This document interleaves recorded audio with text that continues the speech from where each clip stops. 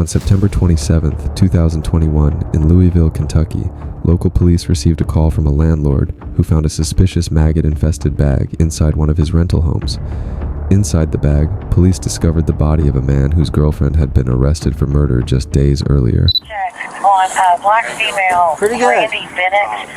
So what's going on? History of domestic trouble with Tawan Mays, and she has been seen since Friday. Apparently got arrested this weekend for killing the guy in Beachville and putting him in the crawl space.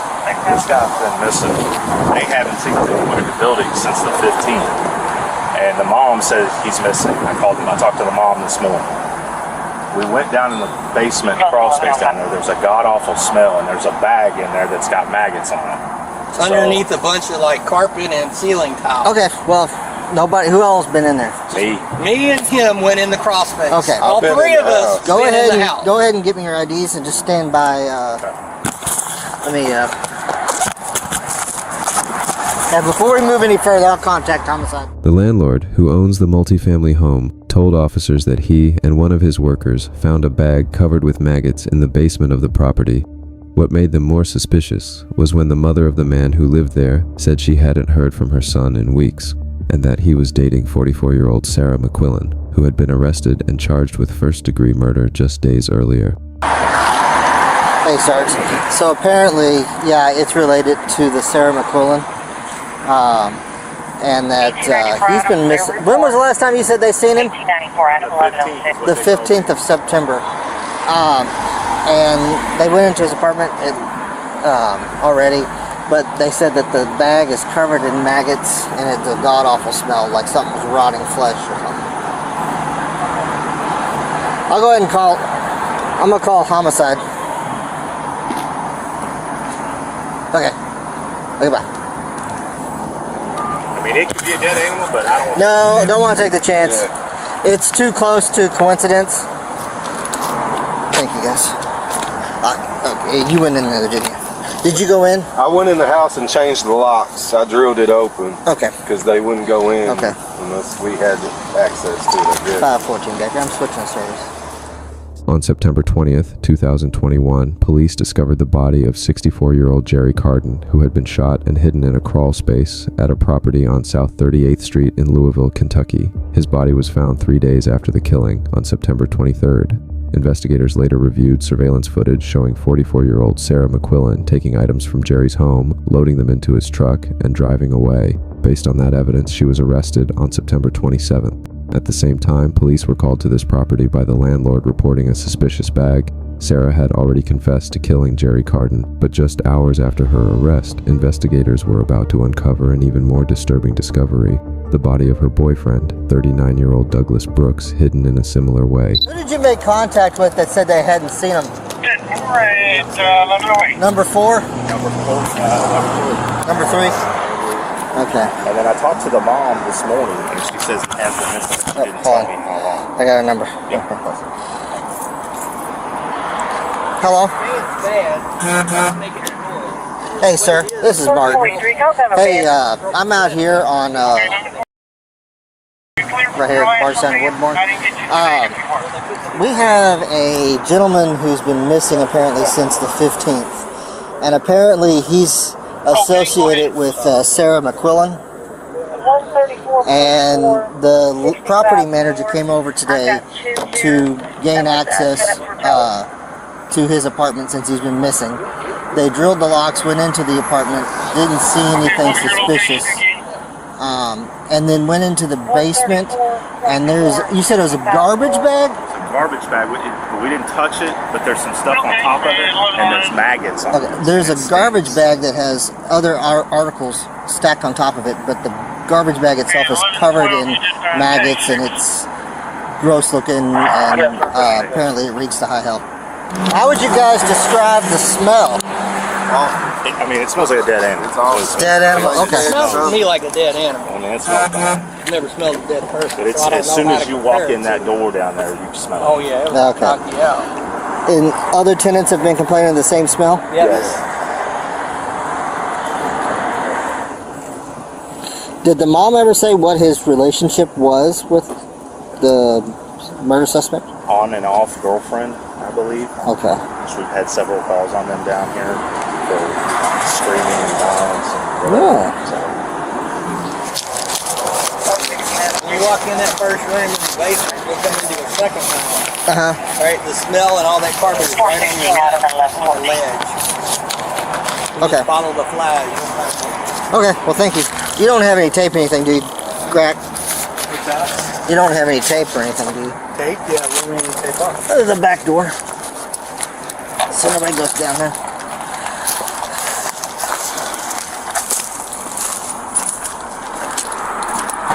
Yeah.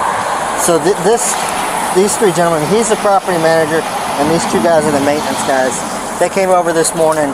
Apparently yesterday, day work, the mom of the missing guy that lives here called and said, hey, my son hasn't been seen since the first part of September. He is the he's the boyfriend of Miss Quillen. They've got 3 hang-up calls. Yeah. They can't get through all the callbacks. So Yeah, because So his body, that was in West Houston. yeah. Well, apparently he said that the neighbors are always calling him on Miss Quillen and him because they're always having knockout, drag-out domestics. So So he's underneath. Where? in the basement. You gotta go inside and then. Yeah, I'm going to secure the back door right now. put it back to word up. It's around the back, they said. They said the smell is god awful. No. As you heard, officers were informed by the homeowner that he had been receiving complaints from neighbors about loud arguments between the couple, arguments that sometimes turned physical. The homeowner's workers also described the smell coming from the basement as horrific, saying it was strong and foul like a dead animal. After contacting homicide detectives, one of the responding officers decided to go inside and check what was going on. Well, hell, she put a guy in the crawl space without anybody noticing. That's what I'm saying. Yeah.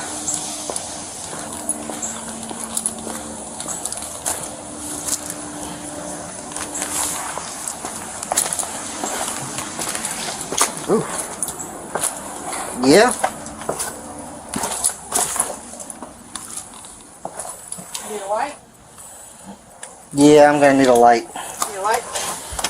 Yeah. Oh, yeah. Yep, right.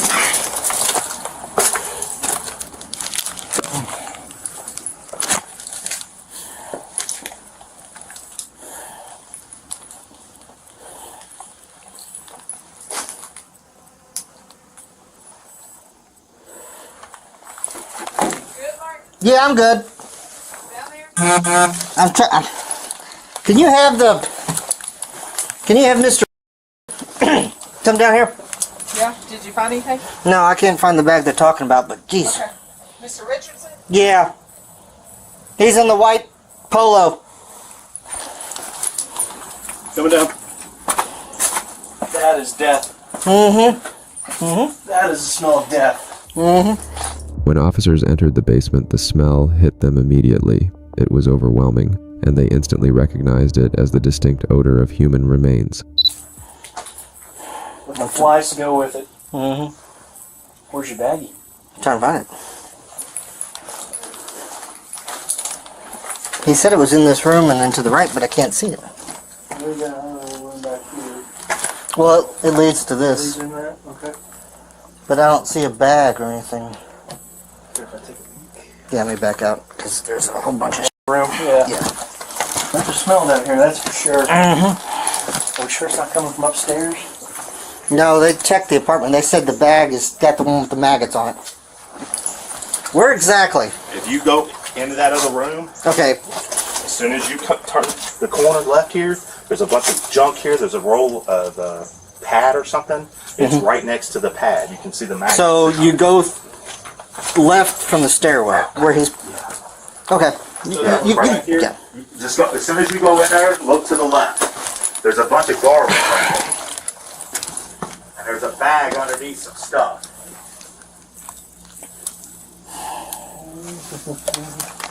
Yes, I guess that's right here.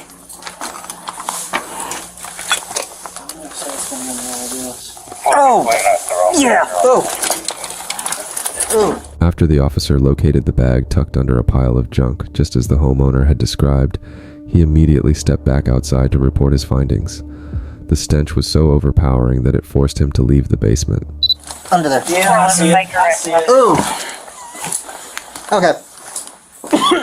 Is it an actual body? It's not just trash, right? We're not bringing No, it out it's here for trash. it's something. It's melted. It's. Oof.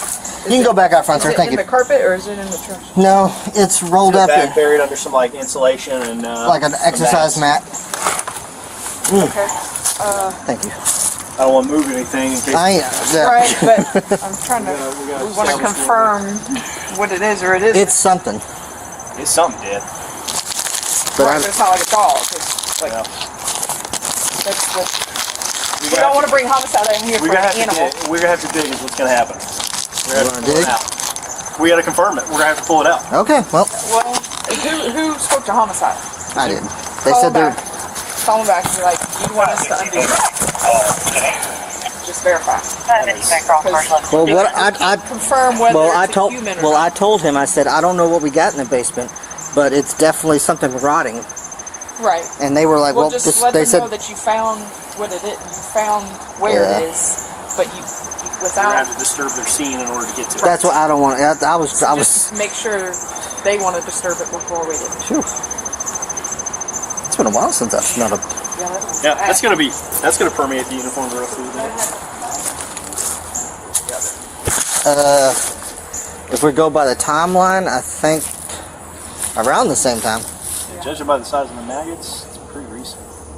Investigators later arrived at the scene and identified the body found in the basement as 39-year-old Douglas Brooks. Douglas had been stabbed multiple times, just like the first victim, and his body was hidden in the same manner. However, what was different this time was that Douglas's body was missing its head, a disturbing detail, as the head was never found. He told me, but I can't think. I mean, the maggots ain't any longer than my fingernail right there. Do you see the fat one? There was a fat one that was like. There was a fat grub on there, but most of them weren't any wider than that. So, as far as length. But it was literally like dripping, like fat drippings. He was on the floor? No. So, you know how these old houses like have like that crawl space? Like there's the basement and then there's like the dirt crawl space that sits up. Yeah, like There's a bunch of crap that's shoved back in there, like old insulation, foam mats. Yeah. Just looks like stuff that they've ripped out, like when they did remodeling and just chucked it over there. There's a bag buried underneath all that has got whatever's permeating that smell through the room. That's where it's at. Oh, okay. It's buried underneath all that But stuff. on top of that. On top of that little shelf that's down there. Yeah. So And you can hear the flies. Bzzz, Yeah. bzzz, bzzz. So it's. And they live on this floor. Yeah, he lives in the front apartment. In order to get to it, we'd have to move all that stuff, which would potentially compromise her. And rupture the bag further. Yeah. Let's not rupture the bag too, whatever. And then there's like a little retaining wall that goes up about waist high, and then it's just dirt all the way back to the actual side walls. It's shoved up on that shelf of that dirt, packed underneath. Well, somebody did a lot of work to do all that. Yeah, like you did with the last one. Except the other guy on the floorboard. Yeah. If this is the same thing. Yeah, I'm gonna it's kind of looking that way. It's walking like a duck. It's quacking like a duck. I'm gonna go out on a limb and say it might be a duck. You're preemptive, I know, but hey. It's not just trash. No. It was a living something before. We just don't know what. And it's a big living something. This makes me think of all like those crime shows, you know, where they're digging around and then somebody finds a body and then everybody's like, oh God, the smell, right? It's like, no, you will smell it long before you ever find it. Mm-hmm. Finally, detectives arrived at the scene and they were about to make a grim discovery that would reveal the true extent of Sara McQuillen's crimes. At least it ain't not how much it's Yeah. Tell me what time you got to So you have police to him? There's a run ticket at 10:44. Go for it. Dispatch 10:59. Storming the castle, boys. Tell me what time Breaker got here. First unit was on scene at 11:04.